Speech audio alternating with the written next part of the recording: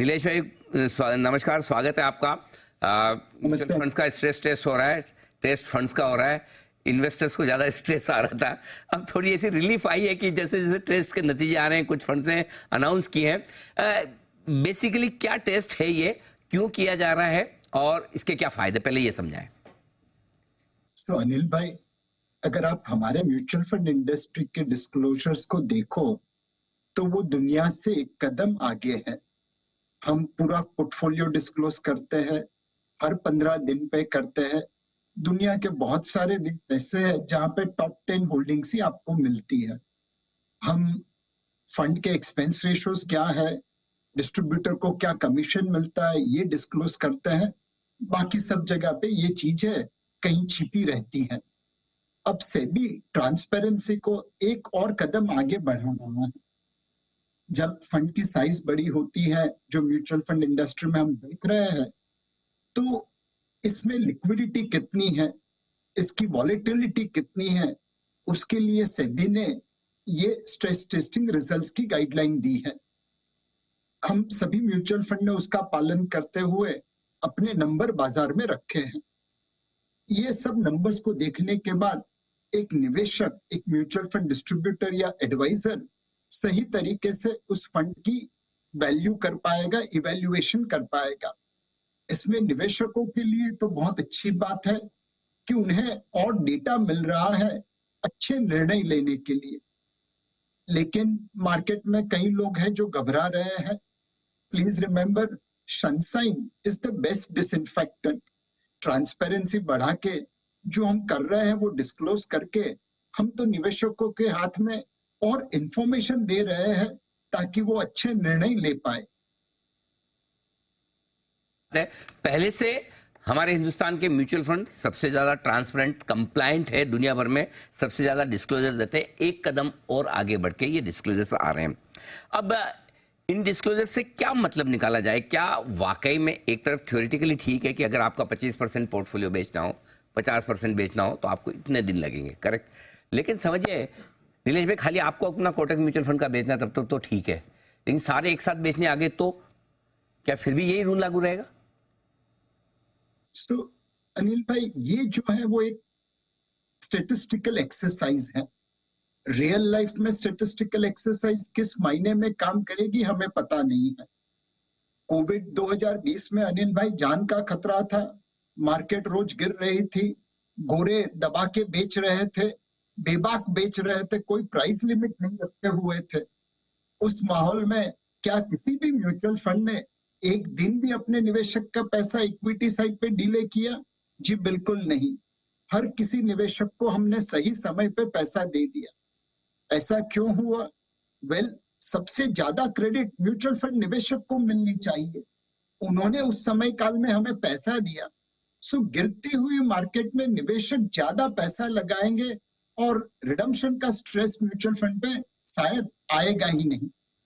दूसरी चीज अनिल भाई, आपने आईटीसी में देखी, उसके दिन में तकरीबन 2 करोड़ शेयर ट्रेड होते हैं, गिव एंड टेक 10% इधर उधर।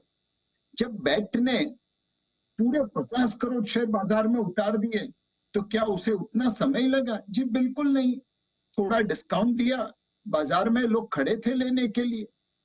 अगर स्ट्रेस टेस्ट के हिसाब से आप कैलकुलेट करते आईटीसी का कि लिक्विडेशन कितना लगता, महीनों लग जाते, बट आपकी आंखों के सामने एक दिन में आईटीसी के सारे शेयर्स निकल गए।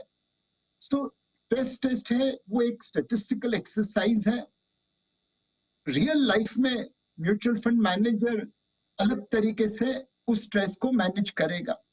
हम सबसे ज्यादा डिपेंडेंट है अपने डिस्ट्रीब्यूटर और निवेशकों के, जिन्हें मालूम है कि गिरती हुई बाजार में सस्ती मार्केट में बेचना नहीं, खरीदना चाहिए। हमने ऐसे एसेट एलोकेशन प्रोडक्ट बनाए हैं अनिल भाई, जो सस्ती मार्केट में अपने आप ज्यादा खरीदारी करेंगे, तो वह भी एक प्रकार की लिक्विडिटी मार्केट में प्रदान कर पाएंगे जो आज नहीं है। तीसरा, ये स्ट्रेस टेस्ट पूरा सिर्फ कैश वॉल्यूम के ऊपर है। आपको पता है एफएनओ वॉल्यूम भी होता है, वहां पे भी बाजार में हम माल बेच के पैसा जनरेट कर सकते हैं। तो कुल मिला के स्ट्रेस टेस्ट सेबी की एक पहल है, लोगों के हाथ में अच्छी इंफॉर्मेशन मिले, अच्छा निर्णय ले सके। फंड मैनेजर ऑब्वियसली किस प्रकार की बॉलिंग होती है उस प्रकार से बैटिंग करेंगे। बिल्कुल ठीक बात है। वो वैसा है ना, कई बार मतलब क्रिकेट तो नीलेश भाई बहुत क्लोजली फॉलो करता है। नीलेश भाई, अगर आप एक अच्छे बैट्समैन होते, मतलब होंगे, आपने खेली भी होगी, जितनी आप क्रिकेट की बातें करते होंगे, तो आप क्या बॉल को देख के मारते हैं या बॉलर को देख के मारते हैं? अनिल भाई, अगर ऐसी गुगली आए तो मैं विकेट खो देता हूँ। आपको आउट करना इतना आसान काम है नहीं। मैं भी तो अपनी बॉलिंग जानता हूँ। लेकिन आपने जो कहा बिल्कुल ठीक बात है कि इस तरह की पिच में किस तरह से खेलना चाहिए। अब नीलेश भाई, सवाल ये है कि कई सारे इन्वेस्टर्स डरे हुए हैं जिस तरह से मिड कैप स्मॉल कैप शेयरों में पहली बार ढंग का साइजेबल एक करेक्शन आया है। क्या वाकई में बबल है, फ्रोथ है, बहुत डरना है, या फिर जो थोड़ा बहुत कहीं है तो वो एसएमई में है? क्या क्या स्ट्रेटेजी रखें म्यूचुअल फंड इन्वेस्टर्स? बने रहें, डटे रहें, प्लस ये जो हल्ला गुल्ला हो रहा है इसमें किस तरह से शांत रहें? सो अनिल भाई, एकदम लाइटर वेन में कहता हूं, पहले ये 1, 2 पर 3 मार्केट था। लार्ज कैप तकरीबन 30% चले, स्मॉल एंड मिड कैप 60% और माइक्रो कैप्स 90%। ऑब्वियसली 90% रिटर्न एक साल का थोड़ी होता है, वो तो 4-5 सालों का कंबाइंड रिटर्न मिल गया एक साल में। मार्केट की फितरत ऐसी है, हर बार हाफ वॉली नहीं मिलती, कभी कभार हाफ वॉली मिल जाए तो छक्का लग जाता है। आज वही मार्केट 3-2 का 1 हो गया है। माइक्रो कैप्स 3 गुना गिरे हैं, लार्ज कैप्स सिर्फ 1 गुना गिरे हैं। लार्ज कैप में अभी भी हमें कोई डर नहीं लगता, वैल्यूएशंस फेयर है। मार्केट के उतार चढ़ाव जरूर आते रहेंगे, बट अपने फंडामेंटल स्ट्रांग है। Mid cap and small cap में, कुछ स्मॉल कैप्स में वैल्यूएशन थोड़ा महंगा है। एसएमई में अनडाउटेडली हमें समझ ही नहीं आती कि इस भाव पे, इस वैल्यूएशन पे ये क्यों ट्रेड हो रहे हैं। तो एक पार्ट ऑफ द मार्केट है जहां पे फ्लोटिंग स्टॉक बहुत कम है, कंट्रोल्ड है, और छोटी छोटी बाइंग की वजह से भाव बढ़ रहे हैं। वहां पे मोमेंटम है, उस वजह से शायद दूसरे निवेशक, रिटेल निवेशक उसमें कूद पड़ रहे हैं विदाउट रियलाइजिंग कि इसकी वैल्यूएशन क्या है। अगर उस सेगमेंट के मार्केट को निकाल दें जहां पे लो फ्लोटिंग स्टॉक की वजह से वैल्यूएशन बहुत बढ़ गया है, प्राइसेस अपने फंडामेंटल से बहुत आगे चले गए हैं, rest of the market is fairly price. उतार चढ़ाव जरूर आते रहेंगे, बट बहुत बड़ा करेक्शन आता हुआ मुश्किल दिखता है, अनलेस अंटिल फंडामेंटली कोई चीज ऑल्टर हो जाए।